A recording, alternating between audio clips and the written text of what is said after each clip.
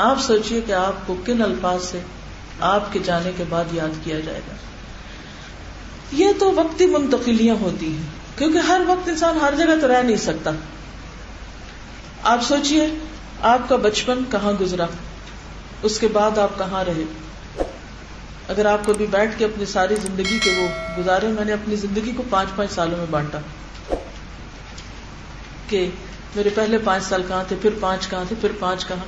کیونکہ عام طور پہ ایسا تھا 5 سال کا بچہ اسکول جاتا ہے، پھر 5 سال ایک اسکول میں رہتا ہے، پھر آگے 5 سال ایک دوسرے اسکول میں، یہ 6 سال ہوتے ہیں، گریڈ 6 سے 10 تک وہ 5 ہوتے ہیں. پھر اس کے بعد یہ کہ ماسٹرز تک پھر آپ کے 6 ایئرز ہوتے ہیں، پھر آپ کہیں جاب پہ جاتے ہیں، پھر تو وہ آپ بھی اپنے اسی طرح کچھ بریک ڈاؤن کر کے دیکھیں کہ آپ نے بچپن کے کیا آثار چھوڑے، پرائمری اسکول میں کیا آثار چھوڑے، وہاں آپ کا نام کہاں لکھا ہوا ہے، فیلوں میں کہ پاسوں میں.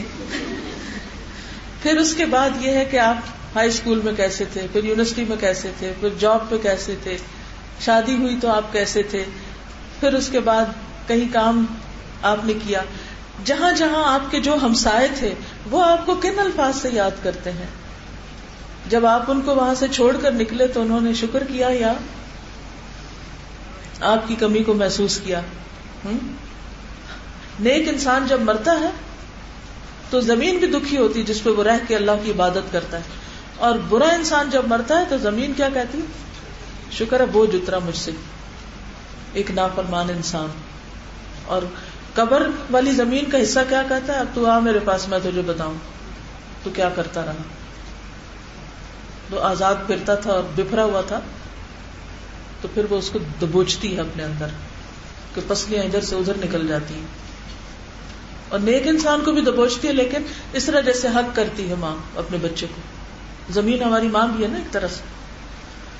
آپ یاد ہوگا کہ مسجد نبوی میں وہ تنا جہاں آپ صلی اللہ علیہ وسلم خطبہ دیتے تھے، جب آپ نے وہ چھوڑ کر دوسرا ممبر لیا تو وہ رونے لگا اور اس کے رونے کی آواز سنی گئی. سوچئے جو قلم آپ استعمال کرتے ہیں وہ آپ کے لیے کیا گواہی دے گا، اس پر آپ کا کیا اثر پڑ رہا ہے. پھر اسی طرح جو آپ کا ماحول ہے، وہ درخت، وہ پودے جو آپ کے آس پاس ہیں، ان پر آپ کے کیا اثرات مرتب ہو رہے ہیں. آپ پودے لگا رہے ہیں یا لگے ہوئے بھی توڑ رہے ہیں اور کاٹ رہے ہیں. اوور آل زمین پر جہاں جہاں آپ کے قدم جاتے ہیں، قدم مبارک، وہاں وہاں برکتیں ہیں یا پھر وہاں. حضرت خضر کے نام کے بارے میں ایک روایت یہ بھی آتی ہے نا کہ وہ زمین کے جس حصے پہ بیٹھتے تھے جب وہ اٹھتے تھے تو وہ جگہ سرسبز ہو جاتی تھی. ہم بھی سوچیں کہ ہم زمین کے جس حصے پہ بیٹھتے ہیں، جہاں کام کرتے ہیں، وہاں اٹھتے ہیں تو زمین کو کیا گواہی دے کر آتے ہیں، کیا اثرات مرتب کر کے آتے ہیں. تو سوچئے کہ ہم جو کچھ کرتے ہیں اس کے اثرات خود ہم پر، ہمارے قریبی رشتہ داروں پر، ہمارے گھر پر، ہمارے بچوں پر، ہمارے ماحول پر، زمین پر، درختوں پر، دیواروں پر، ہمسایوں پر، ہمارے کولیگز پر کیا پڑ رہے ہیں. ہمارا امپریشن کیا ہے، کیونکہ یہ سب لکھا جا رہا ہے. صرف عمل نہیں لکھا جا رہا، آپ نے جو امپریشن چھوڑا وہ بھی لکھا جا رہا ہے.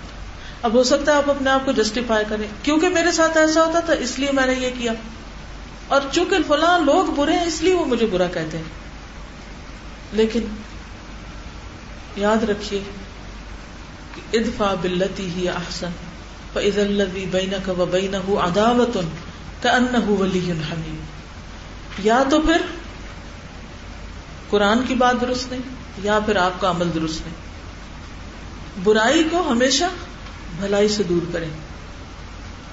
چند لوگ ایسے ہوں گے کہ جن کے دلوں پہ تالے ہیں، وہ کسی حال میں بھی راضی نہیں ہوتے، ان کے ساتھ آپ کچھ بھی کر لیں، کیونکہ انا جعلنا فی اعناقہم اغلالا فہی الی الاذقان، اکڑ ہے ان کے اندر، فہم مقمحون، اپنے آپ کو بڑی چیز سمجھتے ہیں، سر اٹھائے ہوئے ہیں، وہ نہیں مانتے کوئی بات، اور ان کے آگے بھی دیوار، ان کے پیچھے بھی دیوار، اوپر سے بھی ڈھانکے ہوئے، کچھ نہیں دیکھتے ادھر ادھر، نہ سبق لیتے ہیں نہ عبرت پکڑتے ہیں. ایسے لوگ ہیں لیکن یہ ایکسیپشنل ہے. مگر عام طور پر، عمومی طور پر اکثریت آپ کے بارے میں کیا کہتی ہے؟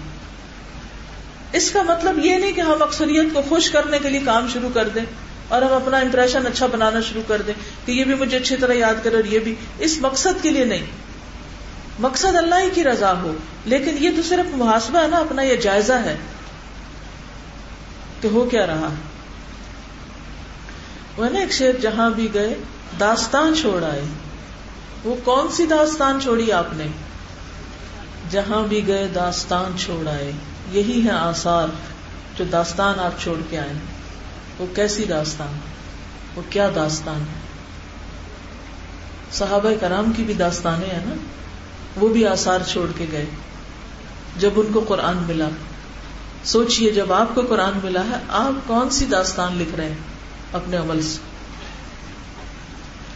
کیونکہ اللہ کے ہاں تو کل شیء احصیناہ فی امام مبین, ایک کھلی کتاب ہے, روشن کتاب ہے, جس میں ایک ایک چیز گن کے لکھی ہوئی ہے, اور قیامت کے دن سب سامنے آ جائے گا.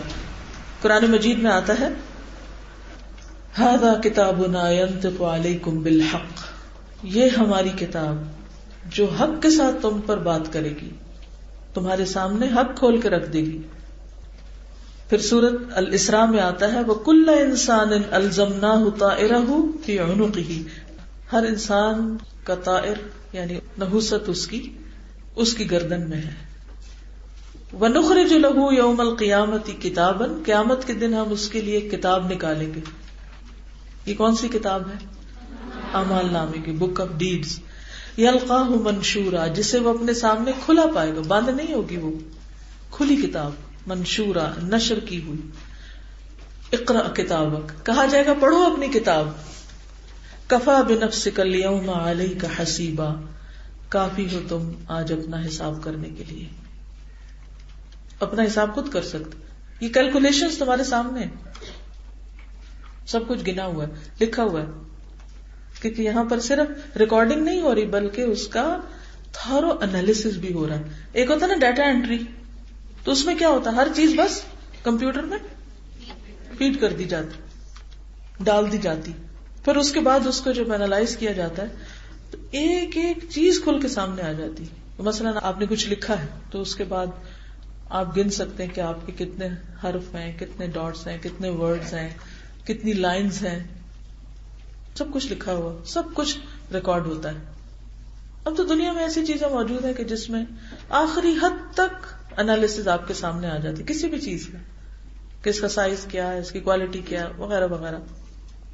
حتیٰ کہ تصویروں کی بھی کیمرے کے اوپر ہوتا ہے کہ کتنے پکس کا ہے, تو اس میں کس طرح کی کوالٹی ہے, کہ کہاں تک وہ تصویر کھینچے گا, کتنی مائنیوٹ ڈیٹیلز لے گا وہ.